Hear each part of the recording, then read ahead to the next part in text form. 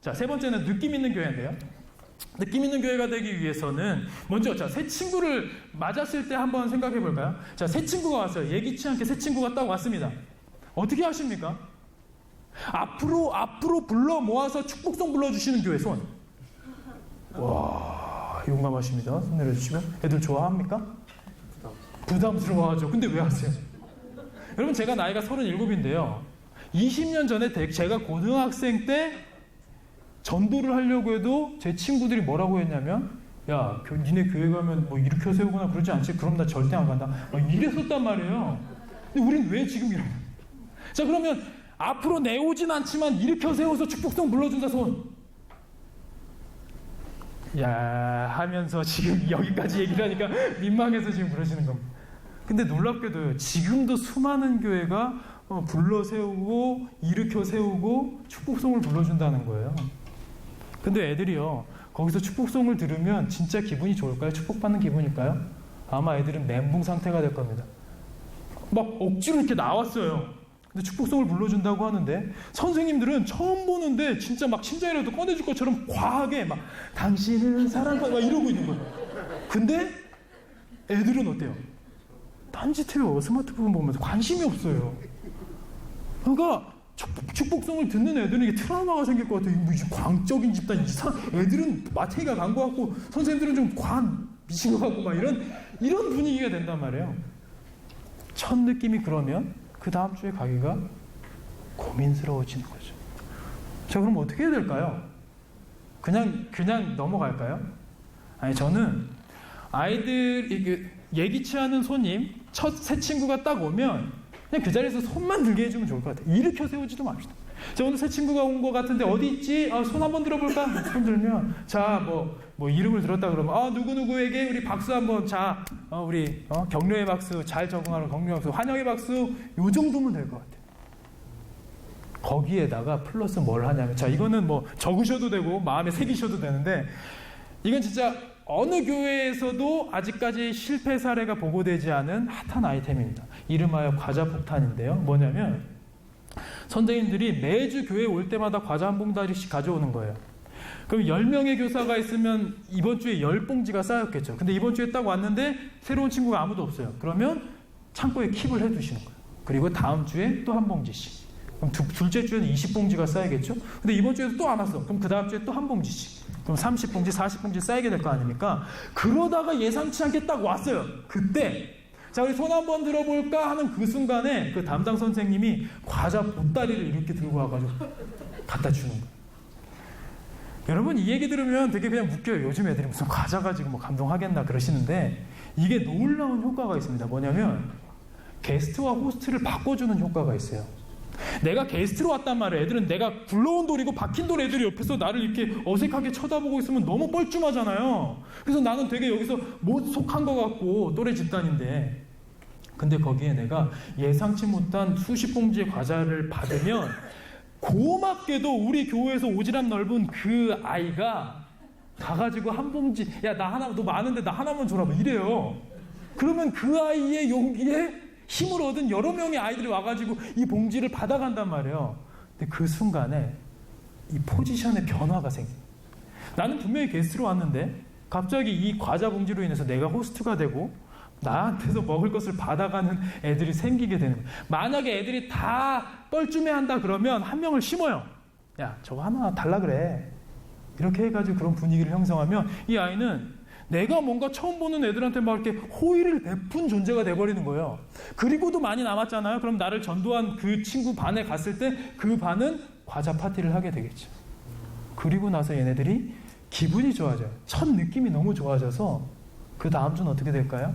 또 가고 싶은 마음이 생기는 거예요. 여러분, 첫 주에 갑자기 막 성령 받아가지고 사람이 변화될 것을 기대하기는 쉽지 않습니다. 그러나 이렇게 느낌 있는 교회가 되어준다면 그 다음 주에 다시 만날 확률은 올라가겠죠. 그걸 공략하시면 좋겠어요.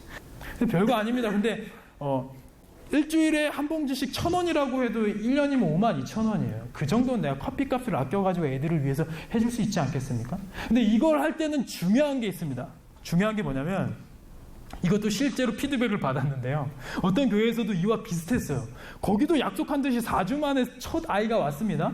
거긴 한 12명 정도 됐던 것 같아요. 거기도 이제 수십 봉지를 줬는데 너무 분위기가 좋아지니까 선생님들이 야, 이거 진짜 통하는구나, 너무 좋다라고 했는데 순진하게도 그 다음 주에 한 봉지씩을 갖고 온 거예요. 12봉지가 뭐였죠? 근데 그날 새 친구가 2명이 왔어요. 어떻게 됐을까요? 6봉지씩. 근데 놀라운 건 이 아이가 지난주에 온 친구랑 모르는 사이인데 애게 지난주에는 수십 봉지 줬다면서 뭐 이러면서 툴툴거리면서 가더래요. 여러분 별거 아닌 것 같지만 아이들에게 이게 되게 재미있는 경험, 기분 좋은 느낌 있는 경험이 될 수 있다는 겁니다. 그래서 여러분들이 당장 진행해 보시면 좋겠고요. 만약에 몇 주 만에 이게 갑자기 창고가 바닥이 났다 그러면 그 주에 뭐 월급을 탄 선생님이 하시든 아니면 돈 많은 분이 하시든 뭐 부장 집사님이 하시든 좀 이제 좀 채워주시는 센스도 발휘해 주시면 좋을 것 같은 생각이 들어요. 자, 그리고 아이들에게 느낌 있게 다가가는데 저희는 좀 실질적인 거를 좀 노하우를 나누고 싶은 사역원이라서 이런 걸 좀 보는데 여러분 혹시 교적부 있잖아요. 교적부를 어떻게 하십니까? 대부분의 교적부가 그냥 어른 교적부랑 비슷해요. 신상명세 그냥 이렇게 다 적으라고 하면 요즘 애들이 잘 적나요? 주소, 뭐 부모님 직업 뭐 이런 거 잘 안 적죠.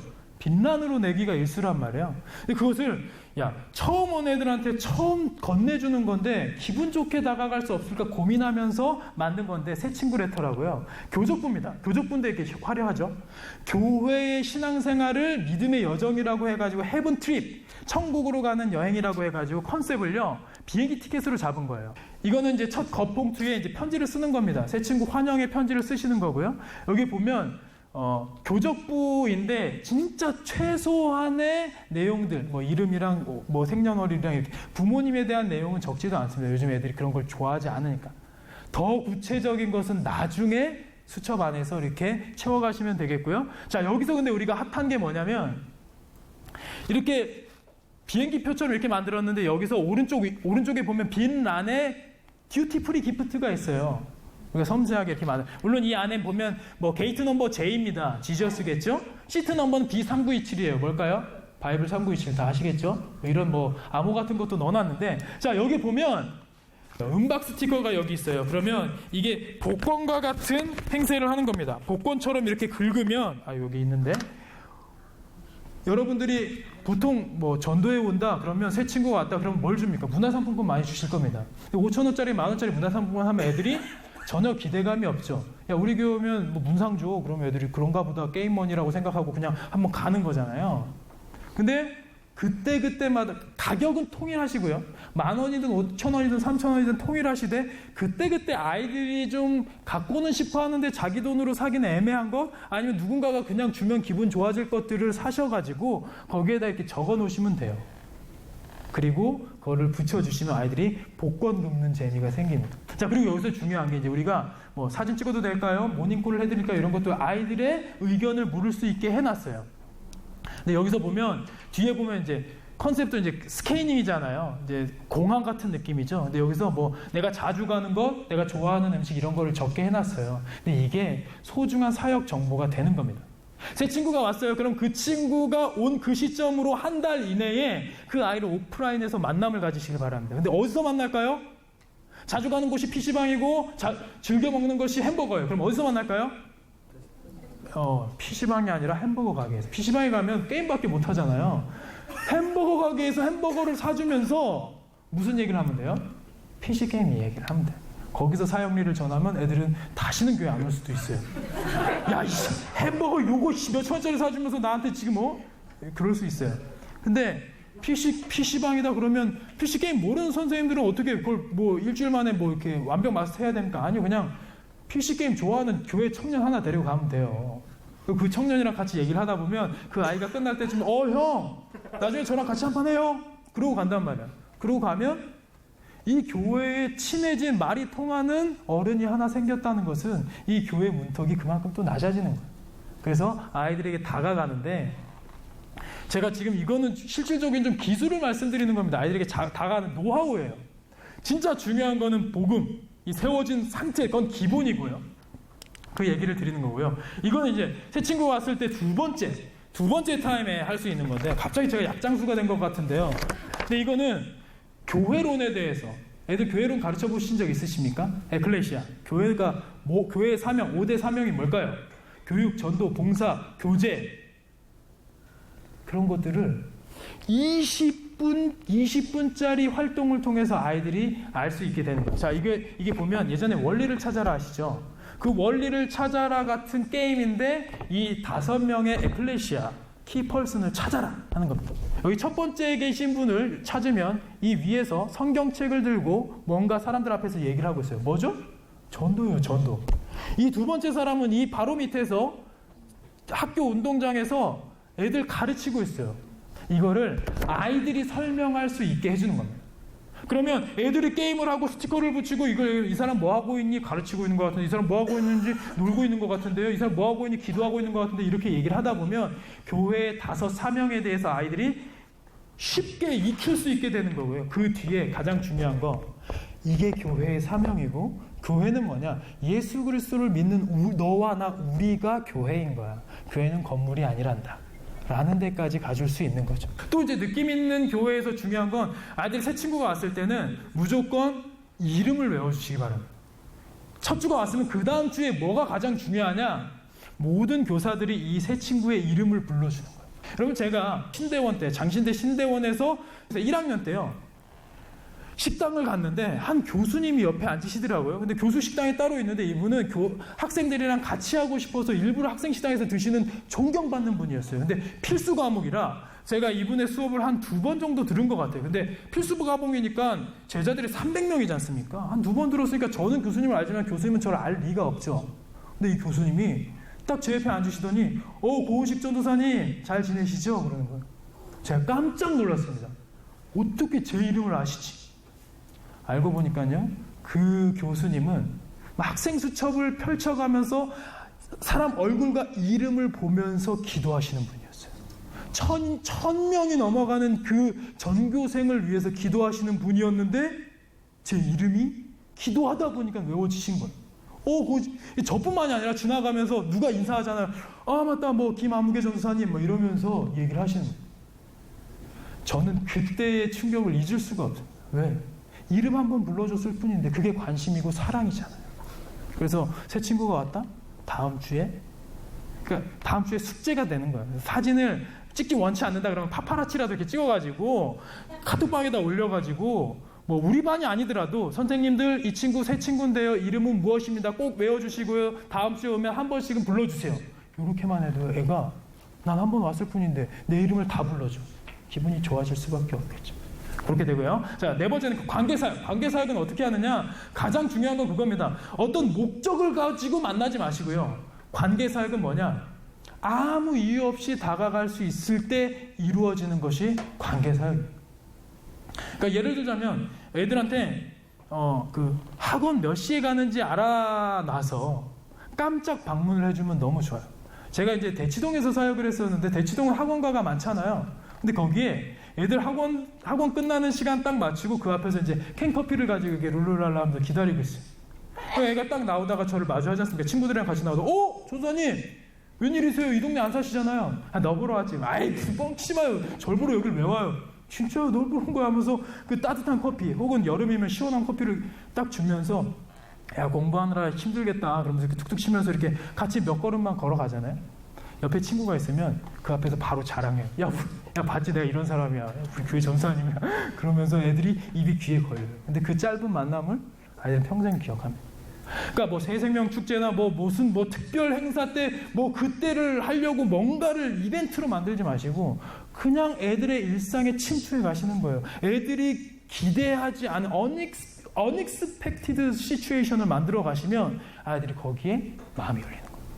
저는 관계사역의 키가 거기 있다고 봅니다. 그래서 좀 바쁘시겠지만 시간을 짬짬이 내서, 또 애들 학원 끝나는 시간은 밤 늦은 시간이기 때문에 우리가 마음만 먹으면 얼마든지 접근할 수 있으니까 한번 다가가셔도 좋을 것 같은 생각이 듭니다. 7pm은 이브닝, 가족과의 시간이라고 보시면 돼요. 가족과의 시간.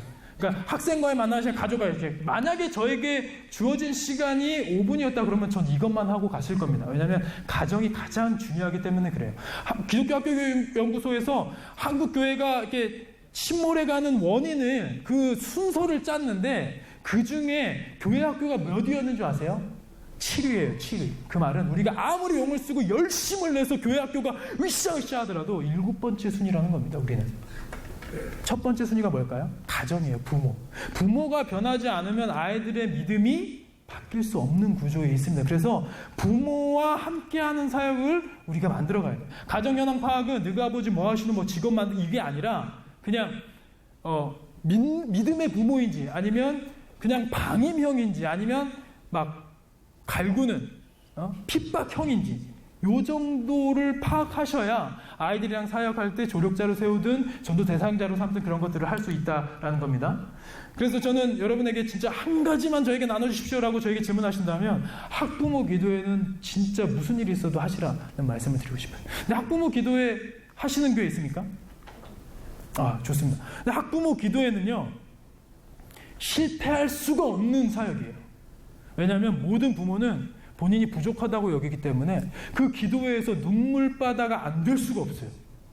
그러면 따로 어떻게 뭘 준비하나요? 그냥 지난주 설교나 아니면 이번 주에 전할 설교를 5분 서머리로 스피치 하시고 찬양 몇 곡 부르고 같이 기도 제목 쉐어링으로 가면 됩니다. 지금 아직 시작이 안 됐으면 시작한다라고 했을 때 처음엔 한두 명 모일 수 있어요. 그냥 우리 사역자분들께 교사분들에게 우호적인 분들 몇 명 오실 수 있지만 그게 소문이 나면 나중에 이게 눈덩이처럼 불어나거든요. 근데 이 기도회를 통해서 뭘 잡아주시냐? 기복신앙이 아니라 진짜 먼저 중요한 거, 믿음의 우선순위를 전해주실 수 있어야 돼요.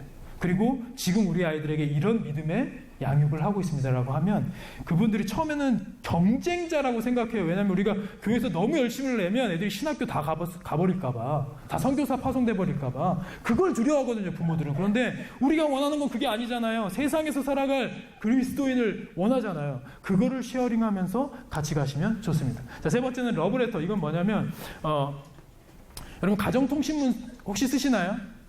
대부분이 가정통신문은 저걸로 쓸 겁니다. 수련회 참석 여부 사인. 그게 이제 그걸 텐데 저는 분기별로 한 번, 많으면 월마다 한 번씩 러브레터로 가정통신문이 갈 수 있으면 너무 좋겠다는 생각이 들어요. 근데 그거를 뭐 전도사님, 목사님이 그리팅을 하는데 그걸 하나하나 다 손으로 쓸 수는 없죠. 그래서 타이핑을 한단 말이에요. 시즌 그리팅을 해가지고 뭐 샬롬 막 이렇게 하면서 그 밑에다가 우리 선생님들이 빈칸을 놓고 거기에 친필로 좀 써주시면 어떨까? 자, 제가 제 아내가 그 고등학교에서 종교 교사로 있는데요, 전도사인데요. 이렇게 비전 진로에 대해서 애들한테 이렇게 딱 했어요, 종교 시간에. 근데 애들이 막 떠들면서 뭐 고등학교 애들이 남자 애들이 이걸 뭐 듣겠습니까? 근데 야, 얘들아, 너희들이 이거 열심히 쓰면 내가 하나하나 다 밑에 댓글로 편지 써줄 거야. 했더니 얘 무슨 소리예요? 전교생이 수백 명인데 어떻게 선생님이 그걸 써요? 진짜 써줄 거야. 라고 했더니 그때부터 애들이 열심히 쓰더래요. 그리고 나서 우리 아내가 며칠 동안 밤을 샜습니다. 몸살이 날 뻔했죠. 이 밑에. 근데요, 이 친필 글을 애들이 하나하나 받는 순간부터 아이들의 자세가 달라졌어요. 자기 막 진짜 깊은 얘기, 막 부모님들 막 별거하고 막 이렇게 이혼하고 바람피고 이런 얘기까지 우리 아내한테 밤에 전화로 흐느끼면서 하더라고요. 왜? 여기에 1대 다수가 아니라 1대 1의 대화가 시작된 거였어요.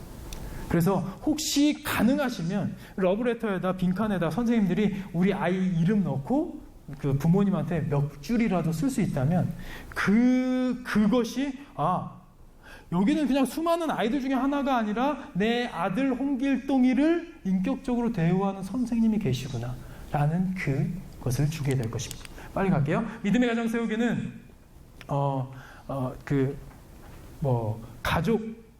가족과 함께하는 캠핑이나 가족과 함께 드리는 예배, 이 두 가지 중에 하나는 1년에 한 번씩은 꼭 해줬으면 좋겠어요. 추억이 될 수 있습니다. 뭐 5월 달에 가정 예배를 같이 부서에서 드려도 이건 담임 목사님의 허가가 필요하겠죠.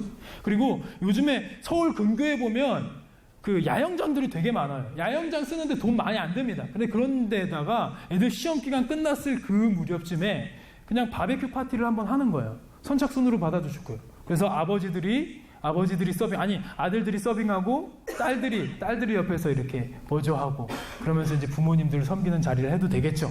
그렇게 하면서 요즘에 너무 살기는 좋아졌는데 가정 안에서의 믿음의 가정 안에서 추억이 없는데 그런 것들을 같이 만들어주시면 어떨까. 그러면서 뭐 막 깊은 기도회나 막 이렇게 막 설교 막 집회 막 이렇게 할 필요 없이 그냥 가족 안에서 가볍게 해도 돼요. 그런데 이런 거 만들어주셨습니다. 부모 10개명 해서 자녀 속을 썩일 땐 내 지난 날을 기억하라. 속썩임도 유전이니라. 이렇게 하면 애들 키득키득거려요. 그러면서 자기들도 그런 유머러스한 걸 쓰게 되면서 상대방의 입장을 생각하게 되는 거죠. 자, 자녀 10개명도 있습니다. 방문을 걸어 잠그지 말지니라. 잠시 머물고 있다 해도 네 방 역시 부모의 소유이니라. 뭐 이런 걸 하면 애들이 보다가 그냥 키득키득 웃으면서도 자기들이 재밌게 하다가 서로의 입장을 쓰면서 이렇게 같이 나눌 수 있는 자리가 됩니다. 이런 것들 좀 해보시면 좋고요. 마지막입니다. 11pm. 밤입니다. 밤에는 뭐 해야 됩니까? 우리가 이제 침대 맡에 앉아서 하루를 돌아보고 하나님한테 기도하는 시간이 되겠죠?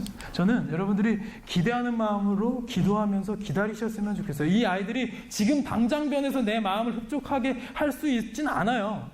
그러나 내가 뿌린 씨앗이 결국엔 한국 교회를 세우는 원동력이라는 걸 생각하시고 이 말씀 기억하셨으면 좋겠습니다. 너희 믿음의 역사와 사랑의 수고와 소망의 인내, 이 세 가지 기억하시기 바랍니다. 믿음의 역사, 믿는 자에겐 역사가 일어나는 거죠. 우리가 믿음으로 바라본다면 그 아이들을 통해서 한국교회가 침몰하는 것이 아니라 오히려 1907년도에 그 부흥을 뛰어넘는 놀라운 제2의 부흥으로 회복될 줄 믿음으로 바라보는 거예요. 그러면서 달려가는 거죠. 자, 사랑의 수고. 중요합니다. 사랑에는 수고가 따르는 거예요. 내가 너희들 사랑한다라고 하는데 얘네들을 위해서 수고할 준비가 안 돼 있어요? 수고하라는 그 자리에 처했을 때 막 입이 삐죽 나오고 막 불평이 나옵니까? 그건 사랑이 아닌 거죠. 진짜 사랑한다면 수고할 수 있어야 돼요. 수고가 감사해야 되는 거죠. 자, 세 번째로 소망의 인내. 소망 뭡니까? 우리가 바라보는 소망, 예수 그리스도 십자가의 그 능력으로 말미암아 우리는 천국 백성 되는 거잖아요. 하늘의 상급을 기다리시고요. 앞으로도 여러분 평생 열심히 교육부에서 썩어도 담임 목사님이 그냥 박수 몇 번 쳐주는 것 말고는 이 땅에서 상급이 없어요. 그러나 하늘에는 놀라운 상급이 기다리고 있음을 기억하시길 바랍니다. 그리고 다가올 미래, 이것도 좀 여러분들이 같이 보셨으면 좋겠는데요. 알파고와 이세돌이 붙었는데 누가 이겼죠? 알파고가 이겼는데 전문가들이 이거 하기 전에 4대1로 이세돌이 이긴다라고 했어요. 근데 지금 인공지능이 인류를 벌써 뛰어넘었죠? 이 사람 혹시 아십니까? 레이 커즈와일이라는 미국의 발명가이자 저명한 미래학자인데요. 미래학을 예측을 했는데 그 중에 86%가 지금 실현됐다라는 데이터가 있습니다. 지금 현존하고 있고요. 실제로 구글 아시죠? 구글. 우리 스마트폰 그거 하는데 구글 그 AI 부문, 인공지능 부문 엔지니어링 이사예요. 지금도 현존하는 미래학자인데 이 사람이 뭐라고 했냐면 live forever. 우리 영원히 살 것이다라고 얘기를 하는 거예요. 그러면서 singularity is near 이라는 말을 했는데 그게 뭐냐? 특이점이 가까이 왔다. 그 특이점이 뭐냐면요. 인공지능이 모든 영역에서 인류의 두뇌를 뛰어넘는 시점을 말하는데 그 시점을 이분이 어느 때로 잡았냐? 2045년도입니다. 그리고 2045년도에 여러분 우리 아이들이 몇 살쯤 될까요? 우리 애들이 저는 은퇴할 때쯤 되거든요. 우리 애들이 이제 왕성하게 활동할 그 시즌에 인공지능이 인류를 모든 영역에서 알파고가 이세돌을 연산 영역에서 이긴 거잖아요. 근데 뭐 논리적이고 뭐 추상적이고 감성적이고 다 모든 영역에서 뛰어넘을 시대가 곧 오는데 이때 이 아이들이 지금 이 젊은 시기에 하나님을 만나지 못한다면 과연 버텨낼 수 있을까 하는 겁니다. 그래서 이런 책들도 좀 추천해드리고 싶어요. 이런 것들도 좀 한국교회 미래가 어떻게 될지도 고민하셨으면 좋겠고요. 이게 영화 같은 일들이 이루어지고 있습니다. 근데 이 영화는 혹시 보신 분 있으십니까? 조니 데비, 이거 헐리우드 영화인데요. 천재 과학자가 죽기 직전에 자신의 뇌를 인터넷에 업로딩한 사건이에요. 그래서 이 사람은 죽었는데 인터넷이 연결된 어디인가 무소부재한 하나님처럼 얘가 다 존재하는 거예요. 인터넷만 연결되면. 이 영화를 보면서 야 진짜 헐리우드 말도 안 되지만 되게 그럴싸하게 지어낸다라고 생각을 했거든요. 근데 최근에 뉴스에 났어요. 구글에서 10수년 내에 이 기술을 상용하기 위해서 지금 박차를 가하고 있다고. 여러분 미래학자들이 얘기합니다. 이 세대가 가기 전에 인간의 수명은 150세쯤 될 거예요. 나중에 이제 복제 기술이 발달해가지고 심장이 아프면 세포 딱 해가지고 이렇게 바꿔 끼는 거예요. 근데 이제 한 2100년쯤 되면 그때 인류는 200세까지 살 수 있다라고 합니다.